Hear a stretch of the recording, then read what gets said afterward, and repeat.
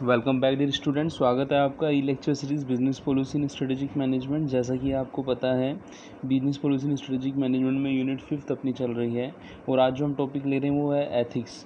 Ethics की हम बात करें तो एथिक्स का मतलब है यहाँ पे हम बिजनेस एथिक्स की बात करते हैं। जैसा कि आपको पता है कि जो एथिक्स होता है, एथिक्स डील करता है राइट और रॉन्ग, बैड और गुड के बीच के डिफरेंस को। ऐसे ही बिजनेस एथिक्स की यदि हम बात करें तो बिजनेस एथिक्स क्या है? The difference is between doing the right thing and the wrong thing.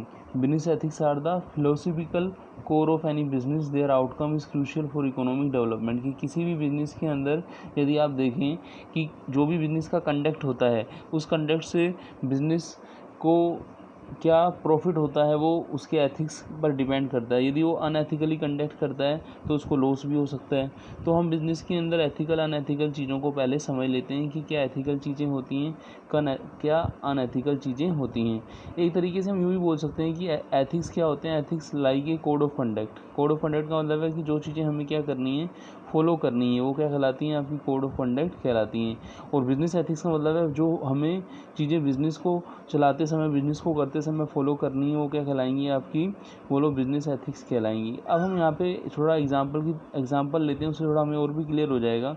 जैसे कि आपको पता है कि एक बिज़नेस के अंदर जो शेयर होल्डर होते हैं, स्टेक होल्डर होते हैं, जो वो दो तरीके के होते हैं। तो इंटरनल स्टेक होल्डर जिसके अंदर एम्प्लॉई आता है, मैनेजर आता है, ओनर आता है, और एक्सटर्नल स्टेक होल्डर जिसके अंदर सप्लायर आता है, सोसाइटी आती है, गवर्नमेंट आती है, क्रेडिटर्स आते हैं और शेयर होल्डर या कस्टमर आते हैं। अब ये जो चाहे इंटरनल हो चाहे एक्सटर्नल हो, उनके रिगार्डिंग बिजनेस की क्या है, कुछ ना कुछ क्या है, रेस्पॉन्सिबिलिटी है। फॉर एग्जांपल सपोज हम यदि बात करते हैं कि इन्वेस्टर है तो इन्वेस्टर क्या चाहते हैं? इन्वेस्टर ये चाहते हैं कि सेफ्टी हो उनकी मनी की, टाइमली उनको पेमेंट हो, ठीक है ना, रिटर्न जो उनको इंटरेस्ट वगैरह मिलता है। एम्प्लॉय क्या चाहते हैं कि जो उनको फेयर अपॉर्चुनिटी मिले, प्रमोशन की, ट्रेनिंग की, गुड वर्किंग एनवायरनमेंट मिले, उनको टाइमली पेमेंट हो सैलरीज का, ठीक है ना।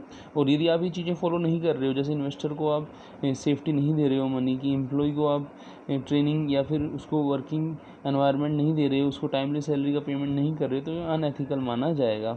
ऐसे हम यदि बात करें कस्टमर की, तो कस्टमर क्या होते हैं? जैसे कि आपको पता है complete information of service and product should be made available, कि कस्टमर्स को सारी इन्फॉर्मेशन मिलनी चाहिए, ठीक है ना। हमें कुछ इन्फॉर्मेशन नहीं छुपानी चाहिए बिजनेस के गेन के लिए, ठीक है ना। ऐसे यदि हम कंपटीशन की बात करें तो कंपटीशन क्या होना चाहिए? फेयर होना चाहिए। हम गवर्नमेंट की बात करें तो गवर्नमेंट्स के जो टैक्सेस वगैरह हैं उनका हम टाइमली पेमेंट करें। एनवायरनमेंट की हम बात करें तो जो सोसाइटी रहती है जिसके अंदर हम वर्क करते हैं, वहाँ की जो एनवायरनमेंट है, कुछ इंडस्ट्री ऐसी रहती हैं, पोल्यूटिंग इंडस्ट्री रहती हैं, वो क्या करती हैं? फायर, जैसे आपका फॉर एग्जांपल एयर है, वाटर है, आपका नॉइस है, जैसे कुछ इंडस्ट्री ऐसी रहती हैं जो जिससे आपका एनवायरनमेंट का टेम्परेचर बढ़ जाता है, ठीक है ना। गर्म चीज़ें से फायर का एग्जांपल मैं ले रहा था यहाँ पे। तो ये सब हम एथिक्स की हम बात करते हैं, चाहे वो हम इन रेस्पेक्ट ऑफ इन्वेस्टर करें, एम्प्लॉय करें, हम कस्टमर करें, कंपटीशन करें, गवर्नमेंट करें, चाहे या हम क्या करें, उस एनवायरनमेंट के बारे में करें। तो एथिकल की सबसे पहले हमने बात की। अब हम बात करेंगे अनएथिकल की। अनएथिकल मतलब समझिए, यदि आपने इसके रिवर्स काम किए, जो आपका कोड ऑफ कंडक्ट है वो डिज़ायर कोड ऑफ कंडक्ट नहीं है, तो वो क्या माना जाएगा? अनएथिकल माना जाएगा। अब ये जो एथिकल अनएथिकल चीज़ें हैं इनको हम यहाँ पे वन बाय वन समझते हैं। देखो, एथिकल अनएथिकल चीज़ों को हम वन बाय वन यहाँ पे समझेंगे। जैसे कि आप देखें तो एथिकल इंटीग्रेशन दिया है सबसे पहले, फिर क्या दिया? एथिकल इंटीग्रेशन के बाद देखो कि एथिकल इंटीग्रेशन के 4 dimensional nature developing a code of ethics है, कि हमें वो जो कोड ऑफ कंडक्ट है उसको क्या करना है? फॉलो करना है, ठीक है ना। इसके अलावा आप देखें तो फिर क्या है आपके पास?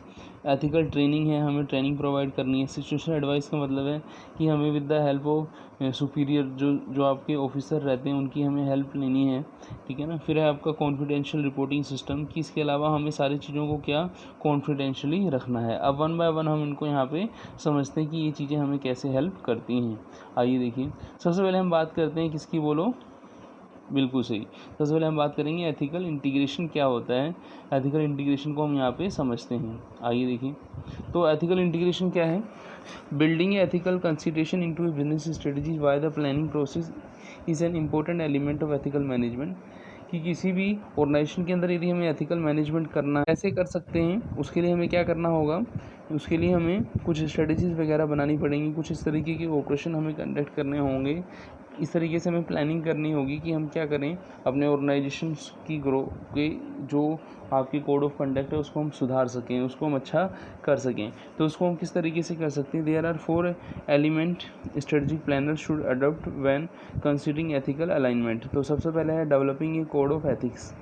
This serve as a central point of reference for everyone in the organisation. This code of ethics should take stakeholder concern into consideration and evolve organically over time as the organisation growth. की organisation की यदि हमें growth करनी है, organisation की को यदि हमें आगे बढ़ाना है, तो हमें इस तरीके का code of conduct, code of ethics हमें फॉलो करना है, जो हमें हेल्प करे। किस में हेल्प करे? हमारे ऑर्गेनाइजेशन के कोड ऑफ एथिक्स को इम्प्रूव करने में, डेवलप करने में हमें क्या करे? हेल्प करे। फिर हम बात करेंगे एथिकल ट्रेनिंग। जैसे कि ट्रेनिंग हमने पहले ही पढ़ा था कि जो अपने पास एम्प्लॉई हैं उनकी जो प्रेजेंट कैपेबिलिटी है और जिस तरीके का हम उनसे जॉब कराने जा रहे हैं, उन दोनों में डिफरेंस है। तो उस डिफरेंस को रिमूव हम किसकी हेल्प से कर सकते हैं? इफेक्टिव ट्रेनिंग प्रोग्राम की हेल्प से हम कर सकते हैं। तो यहाँ पे हमने देखा कि एथिकल अनएथिकल प्रैक्टिसेस क्या होती हैं। एथिकल चीज़ें ये हैं तो अनएथिकल ये हैं। ये करना एथिकल माना जाता है और ये करना अनएथिकल माना जाता है। तो उस डेफिशिएंसी को हम एथिकल ट्रेनिंग की हेल्प से क्या कर सकते हैं? रिमूव कर सकते हैं। जैसा कि आप देखें, investing in training employee manager in a how integration ethics into their process is a critical aspect of developing a strong ethical culture। अब हम बात करेंगे कि एथिकल इक्विपमेंट कौन कौन से, जैसे एम्प्लॉई हैं, मैनेजर हैं, डिफरेंट टूल्स हैं जो हम जिनकी हेल्प से हम एथिकल इशू को वर्क प्लेस में क्या कर सकते हैं? सोल्व कर सकते हैं। इसके बाद हम बात करेंगे एथिकल ट्रेनिंग जो है एक इंपॉर्टेंट पॉइंट मानी जाती है। इसके अलावा क्या है? Situational advice. सिचुएशनल एडवाइस जैसा कि हमने पहले पढ़ा था, हमने सिचुएशन एनालिसिस पढ़ा था, आपको याद हो, जैसे मैंने आपको बताया था कि प्रोडक्ट्स वगैरह इन सब चीज़ों की हम बात करते हैं कि at that point of time वहाँ पे प्रोडक्ट किस तरीके से वर्क कर रहे हैं। तो सिचुएशन एडवाइस की हमने बात की थी, याद हो, पीसी का डीओ, इस तरीके से मैंने कीवर्ड आपको बताया था वहाँ पे। तो सिचुएशन एडवाइस का मतलब ये हुआ कि having a ethical officer available for the consultant is a great way to handle ethical issue as they arise internally. Employee and manager may encounter ethical dilemma that the code of ethics and ethical training don't address। कि जो भी हमने work किया है, जो भी हमने training provide की है, उसके बावजूद भी क्या होता है, हमें वो आउटपुट नहीं मिलता जो हम चाहते हैं। तो उस आउटपुट को हम किसकी हेल्प से ले सकते हैं? सिचुएशनल एडवाइस की हेल्प से ले सकते हैं। In this situation going to a ethical officer to determine best practice is a great strategic recourse। The ethical officer can also use situation to improve the organization ethical strategy। की organisation की ethical strategy को यदि improvement करना है तो उसमें जो आपका ऑफिसर है, एथिकल ऑफिसर है, वो आपको हेल्प कर सकता है। फिर हम बात करेंगे कॉन्फिडेंशियलिटी रिपोर्टिंग सिस्टम की। कॉन्फिडेंशियलिटी रिपोर्टिंग सिस्टम है क्या? Not all ethical situation are easy to bring up in a profession setting। As a result, organization should create infrastructure for anonymous reporting to allow the organization to address problem as they arise without putting anyone on a spot। कि किसी भी organisation के अंदर यदि हम confidentiality reporting system रखेंगे तो उस रिपोर्टिंग सिस्टम से जो हमारी प्रॉब्लम्स आ रही हैं उनको हम किसी जो आपका ऑफिसर है उसकी हेल्प से हम रिमूव कर सकते हैं, हम ट्रेनिंग की हेल्प से रिमूव कर सकते हैं, हम developing a code of ethics की हेल्प से क्या कर सकते हैं? रिमूव कर सकते हैं। मतलब हमें यदि उसमें इम्प्रूवमेंट चाहिए तो हमें इन 3 इनपुट्स की हेल्प तो लेनी है। साथ ही साथ हम क्या कर सकते हैं? हम इस तरीके का कॉन्फिडेंशियली रिपोर्टिंग सिस्टम रखेंगे जो हमें एट दैट टाइम जो भी पर्टिकुलर इन्फॉर्मेशन हमें चाहिए उसके रिगार्डिंग वो इन्फॉर्मेशन हमें टाइमली अवेलेबल हो सके। तो उसके लिए हम क्या बनाते हैं? उसके लिए हम कॉन्फिडेंशियली रिपोर्टिंग सिस्टम बनाते हैं जो हमें हेल्प करता है इन सब चीज़ों में। तो कुल मिला के हमने ये देखा कि जो एथिकल इंटीग्रेशन है, एथिकल इंटीग्रेशन के लिए जो 4 एलिमेंट हैं, चाहे वो developing a code of ethics हो, चाहे वो एथिकल ट्रेनिंग हो, चाहे वो सिचुएशनल एडवाइस हो, चाहे वो आपका कॉन्फिडेंशियल रिपोर्टिंग सिस्टम हो, इन सब का पर्पस यही है कि कैसे हम एथिकल प्रैक्टिसेस को बिजनेस के अंदर क्या दें? बढ़ावा दे सकें। तो ये जो चीज़ें मैंने आपको यहाँ पे बताई हैं कि क्या एथिकल होता है, क्या अनएथिकल होता है, हमारे जो स्टेक होल्डर्स होते हैं उसमें इंटरनल स्टेक होल्डर कौन से होते हैं, एक्सटर्नल स्टेक होल्डर होते कौन से हैं, एक रेस्पेक्टिव स्टेक होल्डर के लिए हमारी क्या रेस्पॉन्सिबिलिटी है, उन सब चीज़ों को हमने यहाँ पे समझा। आपसे ये भी पूछ सकता है कि स्टैक होल्डर की जो थ्योरी है वो क्या है। तो आपको इस तरीके से इंटरनल स्टैक होल्डर और एक्सटर्नल स्टैक होल्डर और पर्टिकुलर स्टैक होल्डर का ऑर्गेनाइजेशन के अंदर क्या इंटरेस्ट है, जैसे एम्प्लॉय का था, ट्रेनिंग एंड डेवलपमेंट का था, उनको पे टाइम पे मिले, उनको ट्रेनिंग मिले, इस तरीके से था। तो ये सब चीज़ें, जैसे सप्लायर है उनको एडवांस मिले, सोसाइटी को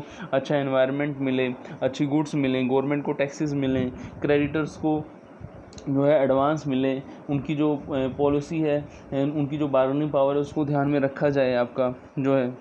फिर है आपका शेयर होल्डर है, उनको टाइमली इंटरेस्ट रिटर्न वगैरह मिले। इसके अलावा कस्टमर्स को क्या मिले, क्वालिटेटिव गुड्स मिलें। तो ये सब चीज़ें हम कहाँ पे पढ़ते हैं, ये हम जो अपनी स्टैक होल्डर की थ्योरी है उसके अंदर हम पढ़ते हैं। जैसे ओनर है, ओनर भी ये चाहता है कि बिज़नेस एफिशिएंटली वर्क कर रहा है या फिर नहीं कर रहा है, इन सब चीज़ों को समझना है। मैनेजर्स कैसे बिज़नेस के अंदर मैनेजमेंट करें और कि एथिकल प्रैक्टिसेस को क्या बढ़ावा मिले। तो इस तरीके से एथिक्स इन आपका स्ट्रेटेजिक मैनेजमेंट को हम यहाँ पे समझते हैं। तो मिलते हैं नेक्स्ट लेक्चर में। थैंक्स।